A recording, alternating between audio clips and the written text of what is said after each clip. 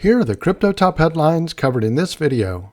John Deaton files amicus brief in support of Coinbase appeal against SEC. Next, Pantera Capital seeks $1 billion for a new crypto fund.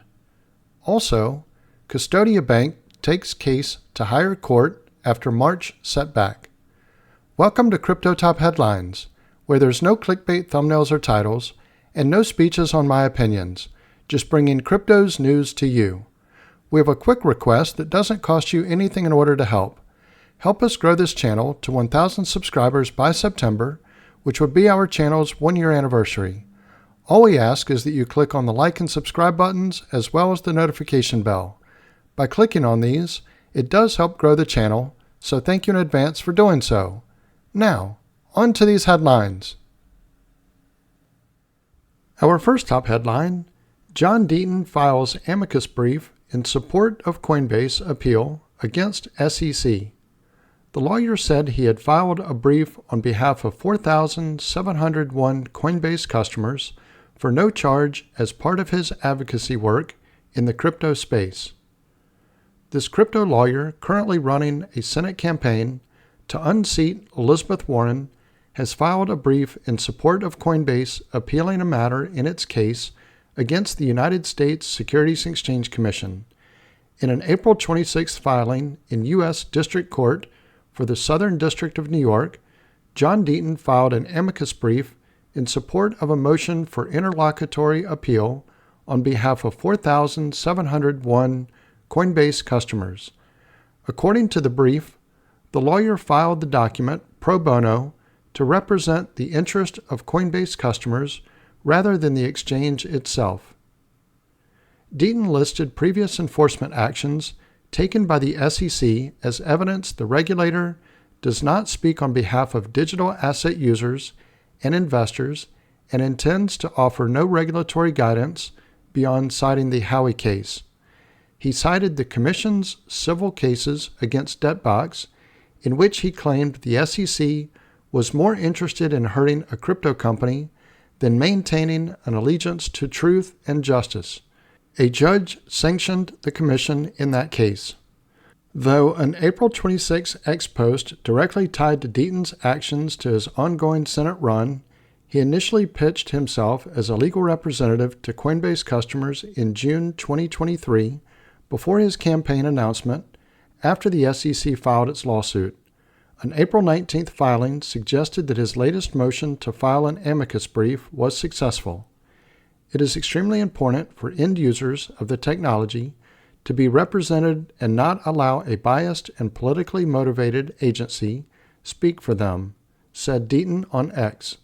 But that doesn't mean they want Coinbase to speak for them either. According to Coinbase Chief Legal Officer Paul Grewal, the interlocutory appeal asked the court to consider whether the term investment contract, one of the bases for establishing whether something is a security under SEC rules, requires contractual obligations after a sale. The legal issue is among many at stake in the SEC's case against the crypto exchange. It's unclear if Deaton's legal work could impact his Senate campaign, with Election Day less than 6 months away.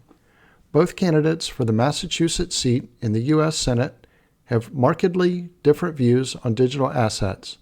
Senator Warren signed an April 25th letter calling for authorities to crack down on the use of crypto in payments for child sexual abuse material.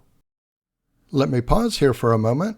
If you're getting value out of this video, please click on the like and subscribe buttons as well as the notification bell. Our next top headline: Pantera Capital seeks $1 billion for a new crypto fund. The Pantera Fund, V, will invest in a range of blockchain-based assets and is slated for launch in April 2025. Digital asset investment manager Pantera Capital is reportedly looking to raise more than $1 billion for a new fund that offers investors exposure to a full spectrum of blockchain-based assets. Slated for an April 2025 launch, the Pantera Fund V is set to serve as the firm's all-in-one fund, a slight change of tune from its existing liquid token fund, early stage token fund, Bitcoin fund, and venture funds, which offer a more specific investment focus. The fund requires a minimum $1 million allocation from qualified investors. The first close is scheduled for April 1, 2025. Limited partners will need to contribute a minimum of $25 million, according to an April 25th report from Bloomberg. Startup equity, early-stage tokens, and liquid tokens are among the asset types that would be included in the Pantera Fund V, according to Pantera's website. Pantera maintains a total of $5.2 billion in assets under management across its 4 existing funds. A $1 billion raise would be the largest for the cryptocurrency industry since May 2022, when Silicon Valley-based venture capital firm Andreessen Horowitz raised a record-setting $4.5 billion. VC firm Paradigm is also reportedly negotiating a raise of up to $850 million for a new cryptocurrency fund, which, combined with Pantera, could signal that more institutional capital is coming back into the sector following a market rebound in 2023. Cointelegraph contacted Pantera for comment but did not receive a response at the time of publication. Last week, venture capital firm Andreessen Horowitz announced it raised $7.2 billion to invest in several technology-focused sectors, including GameFi and artificial intelligence. However, its $4.5 billion cryptocurrency-focused fund did not receive any additional capital. Meanwhile, Pantera has doubled down on GameFi platform Infinity Gods, exclusively taking its $8 million Series A round on April 25th, the firm revealed in a statement. Over $3.5 billion in funds have poured into cryptocurrency industry, raised across 604 funding rounds so far in 2024. If the current trend continues, this year's funding is on track to clear the $9.3 billion raised in 2023 by a considerable margin, according to Root data. Despite the recent uptick, venture capital funding is still far off previous highs in 2021 and 2022, which saw a respective $31.2 billion and $29.3 billion raised. Our next top headline: Custodia Bank takes case to higher court after March setback. Custodia Bank is challenging a lower court's ruling in its battle for a Federal Reserve master account. Custodia Bank has filed a notice of appeal with the United States 10th Circuit Court of Appeals, challenging a lower court's decision from March denying its attempt to officially join the U.S. banking system.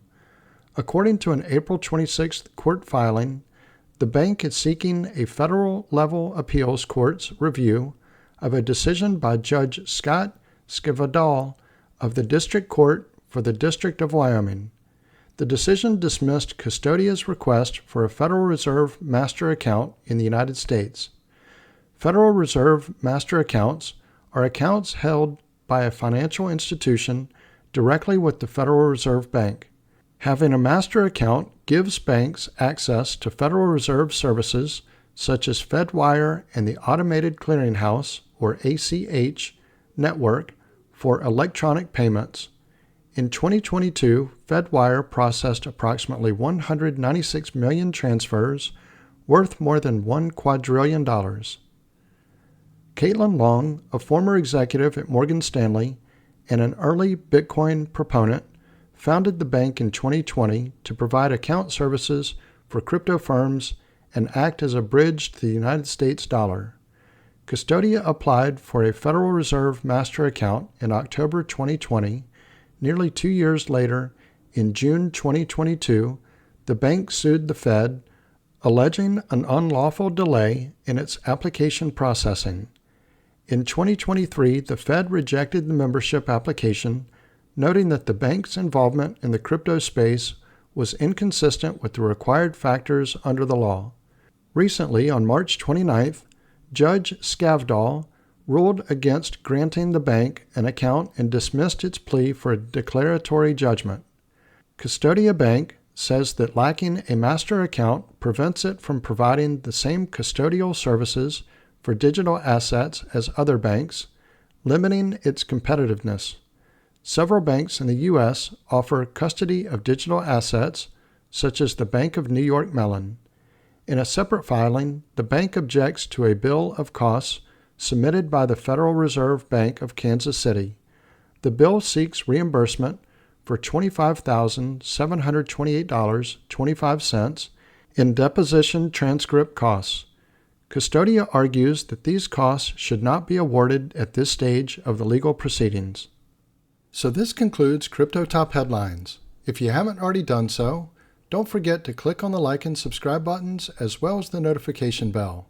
Also, leave your thoughts in the comments and share this video with your friends and family. Thank you all for watching Crypto Top Headlines, bringing crypto's news to you.